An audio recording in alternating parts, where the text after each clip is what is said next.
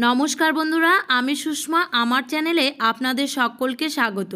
आज आमी आपनादेर संगे शेयर करछि एकेबारे नतून पद्धतिते दूध और चीनी दिए शुकनो दानादार मिष्टिर रेसिपि।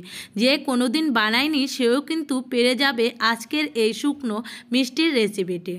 तो सबार प्रथमे आमी एखाने एकटा मिक्सिंग बोल निये नियेछि। एते निये निচ্ছি 500 ग्राम दूधेर छाना।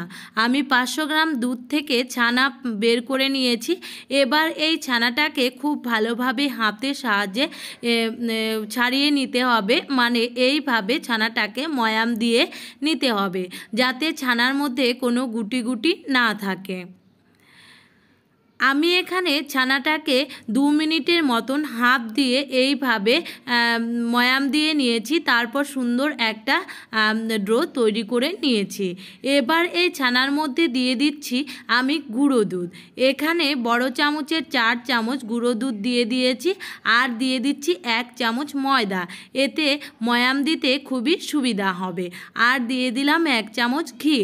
এই সমস্ত উপকরণ খুব ভালোভাবে হাতের সাহায্যে ময়াম দিয়ে নিতে হবে, মানে সমস্ত উপকরণ এইভাবে হাতের সাহায্যে মেখে একটা নরম তুলতুলে ডোতে তৈরি করে নিতে হবে। তো এবার দেখুন আমি এখানে নরম তুলতুলে করে একটা ডো তৈরি করে নিয়েছি আর এই ডোটাকে আরও 1 থেকে 2 মিনিটের মতন এইভাবে ঠেসে ঠেসে মেখে নিয়েছি।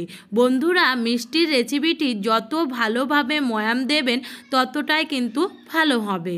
তো এবার এই ডোটাকে রেস্টে রেখে দিতে হবে, তাই ঢাকা চাপা দিয়ে আমি এখানে ডোটাকে 5 মিনিটের মতন রেস্টে রেখে দেব। বন্ধুরা, আমি এখানে 5 মিনিট পর ঢাকা খুলে নিচ্ছি। দেখুন ডোটা আগের থেকে অনেকটা শক্ত হয়ে গেছে, তাই ডোটাকে আবারও হাতের সাহায্যে এইভাবে ময়াম দিয়ে নিতে হবে। ডোটাকে আমি এখানে আরও 1 মিনিটের মতন ময়াম দিয়ে নিয়েছি। এবার এই ডো থেকে ছোট ছোট করে লেচি কেটে নিতে হবে। ছোট ছোট করে লেচি কেটে নিয়ে এইভাবে ছোট ছোট মিষ্টি তৈরি করে নিতে হবে। মিষ্টিগুলো তৈরি করে নেওয়ার আগে হাতে খুব ভালোভাবে তেল বা ঘি লাগিয়ে নিতে হবে। আমি এখানে ঘি লাগিয়ে নিয়েছি।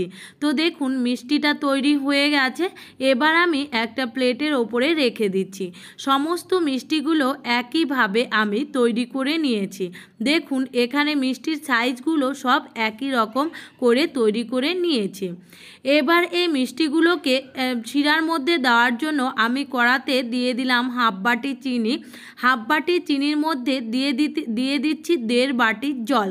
এখানে জলের পরিমাণটা অনেকটা বেশি করে দিতে হবে।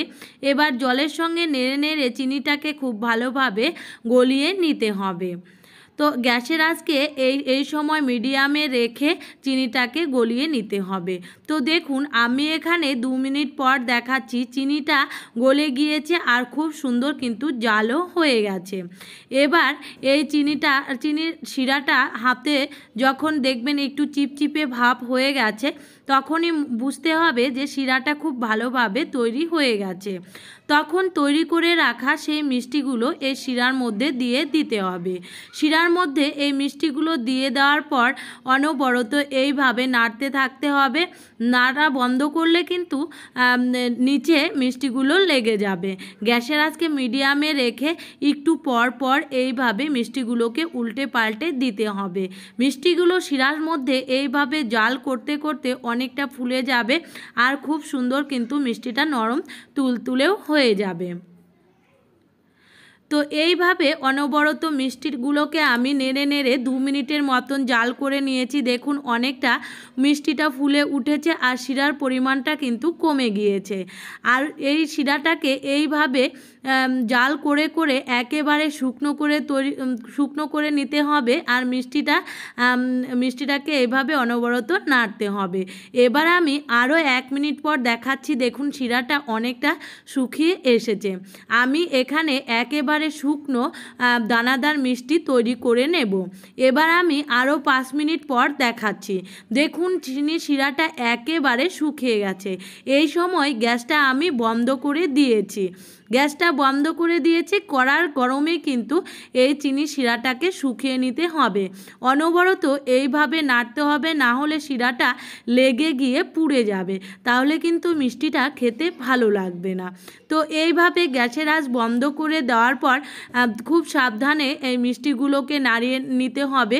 দেখুন মিষ্টিটা অনেকটা ফুলে উঠেছে আর খুব সুন্দর কিন্তু নরম তুলতুলে হয়েছে। তাই খুব সাবধানে এই মিষ্টিগুলোকে নেড়ে এই শিরাটাকে শুকিয়ে নিতে হবে। আর এই শিরাটা চোখের নিমেষের মধ্যেই কিন্তু শুকিয়ে যাবে আর সুন্দর দানা দানা হয়ে যাবে। মিষ্টিগুলোকে এবার দেখুন একেবারে ঝরঝরে করে শুকিয়ে নিয়েছি। এখানে আমার কিন্তু দানাদার মিষ্টিটা একেবারে তৈরি হয়ে গেছে। এবার সমস্ত মিষ্টিগুলো একটা প্লেটের মধ্যে আমি উঠিয়ে নিচ্ছি। তাহলে বন্ধুরা দেখলেন তো কত সহজ পদ্ধতিতে বাড়িতেই একেবারে মিষ্টির দোকানের মতন শুকনো দানাদার মিষ্টির রেসিপিটি তৈরি করে নেওয়া যায়। যে কেউ দেখলেই কিন্তু পারবে আজকের এই শুকনো দানাদার মিষ্টির রেসিপিটি।